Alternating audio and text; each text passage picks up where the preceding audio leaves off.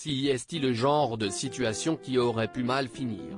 Mardi 16 mai, Meghan et Harry, ainsi que Doria Ragland, la mère de la duchesse, étaient à New York pour assister aux Women of Vision Awards, une cérémonie qui récompense des femmes de tous horizons pour leurs engagements communautaires.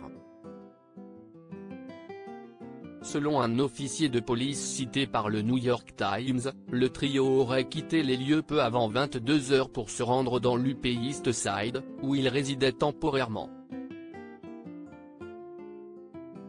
Au vu des nombreux paparazzis qui les attendaient devant l'enceinte du bâtiment, Meghan et Harry sont partis à bord d'un véhicule de sécurité privé sous escorte policière, et ont été conduits pendant environ 1 heure pour tenter de semer les photographes, sans succès.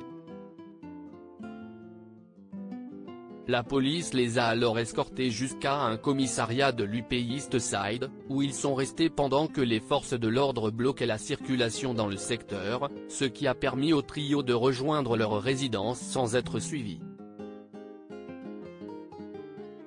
Plusieurs paparazzis ont rendu le trajet difficile, a reconnu un porte-parole de la police de New York avant d'ajouter, le duc et la duchesse de Sussex sont arrivés à destination et aucune collision, assignation, blessure ou arrestation n'a été signalée. De leur côté, Meghan et Harry ont fait état, par le biais d'un porte-parole, d'une course-poursuite frôlant la catastrophe qui a duré 2 heures. Harry et Meghan poursuivis par les paparazzis, le maire de New York nuance les détails de l'incident lors d'une conférence de presse non liée à l'événement ce mercredi matin. Eric Adams, le maire de New York, est revenu sur l'incident.